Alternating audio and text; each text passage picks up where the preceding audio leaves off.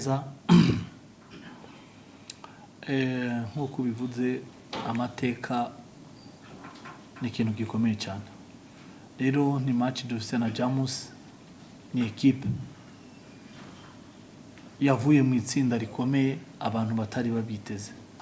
Harimo uherutse gutwara igikombe cyo mu mwaka cya Sekafa mu mwaka warushize, bari bafise equipe nkuru nka Simba tumenyereye mu marushanwa ifise novuga palmarès nini ya cyane muri Afrika, bashobora gusohoka muri pura arabambere. Ni ibintu byatangaje abantu benshi, ariko ubu mu mupira nta kintu na kimwe kidashoboka. Ibintu bakoze vyerekana yuko ari equipe ikomeye, vyerekana yuko match itazoba yoroshe.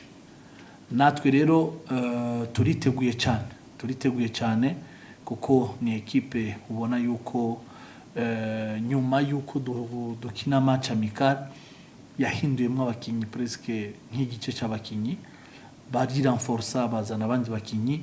Rero nibaza yuko ni match izoba imeze neza kandi izoba ikomeye. Ariko natwe rero nka Rayon Sport turiko turitegura, turiko dukinira mu Rwanda imbere ya public yacu.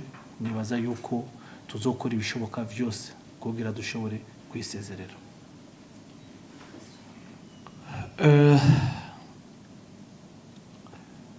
Kwanzia tuanzie tournament, ni equipe ya Rayon Sport inaenda inakuwa kwa mechi. Gizi tumeanza na mechi ya Zanzibar, equipe ya Zanzibar. Gizi tumeimprove kucheza kwa mechi ya Tusker, kufika kwa mechi ya Al Hilal na confidence imeshapanda. Kushinda mechi ya Al Hilal imetuonesha, imetupatia naweza nikasema na confidence ya kuenea juu tuweze kuingia kucheza na ekipe ya Jamus.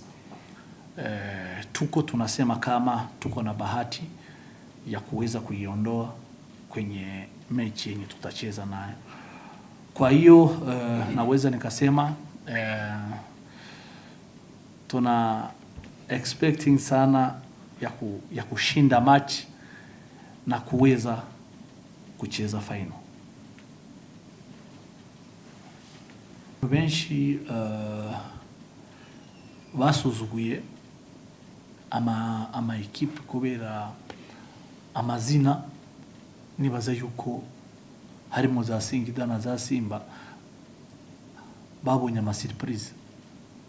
Ntibari bazi yuko Jamus ishobora gukina umupira, ntibari bazi yuko Jamus ishobora kubiya mbere muri groupe. Rero twarabibonye, natwe yatubire experience kuko mu mupira usuzuguye ibintu novuga ubipea cash, kuko equipe zibiri nkuru zari ziteguriwe muri championnat zabaye zisezerewe na Jamus iyo yigasohoka muri groupe. Ivyo abantu novuga abantu benshi batari biteze kuba tuzokina na Jamus. Harimo umukinyi w'umunyarwanda Muhire Kevin, azi Rayon Sport neza, yayibereye kapiteni igihe kininiya. Nivyo ni umukinyi ari professionnel, azokora ibishoboka byose kugira equipe yiwe itsinde. Azoba partager experience afise muri football yo mu Rwanda.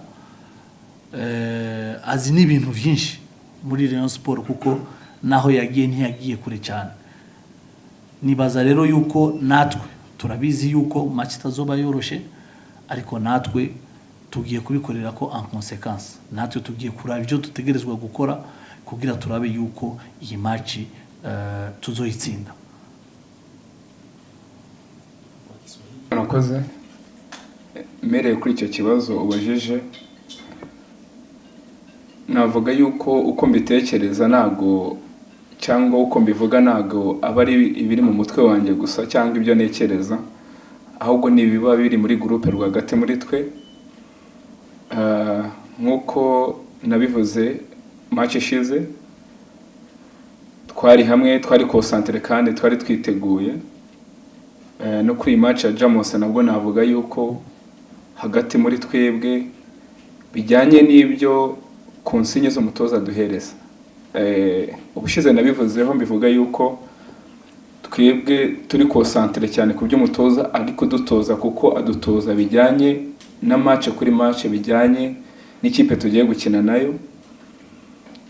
Ntago bivuze yuko ari byo ngewe mba nekereza, ahubwo nibyo twese tuba dutekerezwa, kuko tuba twatojwe kimwe, tuba twabwiwe hamwe. Navuga yuko na match ya Jamos nayo dufite ku munsi w'ejo, ibitekerezo ni bimwe, umwuka n'umwe, kandi na konsinye bijyanye na match tuzakina ndetse n'abakinnyi tuzakina nabo. Umutoza wacu n'umwe, esprit ni imwe, kandi ibitekerezo ni bimwe kugira ngo dutsinde ikipe ya Jamos. Urakoze. Nago iyo turi muri groupe tuganira umukinnyi wa adversaire, ahubwo tuganira ku ikipe tugiye gukina. Ibyo turi kuganira rero nk'abakinnyi ndetse n'ibyo mutoza tuganiriza no gukora amateka, icyo cya mbere. Ikindi cya kabiri no kudefanda iki gikombe kigasigara mu Rwanda. Icya gatatu no guha ibyishimo abakunzi bacu. Rero ku giti cyanjye cyo mbwira abakinnyi nuko ku giti cyacu natwe tukwiye gukora amateka yacu, kandi mubirebye ubushobozi burahari kandi n'icyizere kirahari. Turi concentré ku ikipe tuzakina, kandi muri rusange navuga yuko ibyo tuganira byose ndetse muri groupe yaba morale yaba iki, nuko ku bwacu dufite impamvu imwe turwanira kuvuga ngo niba amateka aheruka gukorwa mu 1998, abenshi muri twe ntago bari bakavuka, hari nabo ari icyo gihe bavutse. Ni ukuvuga yuko twebwe generation nshyashya natwe twiteguye gukora amateka, natwe tugahindura ibihe, tukaba natwe twazandikwa mu bitabo bya Rayon Sports ndetse n'abanyarwanda ko twatwaye igikombe cya Sekafa. Icyo navuga, twagize pre-season cyangwa imyiteguro ibanziriza pre-season myiza. Ubushize nabivuze yuko ari twe kipe ya mbere twabashije gutangira hano mu Rwanda, biduha amahirwe yo kwinjira mu irushanwa neza.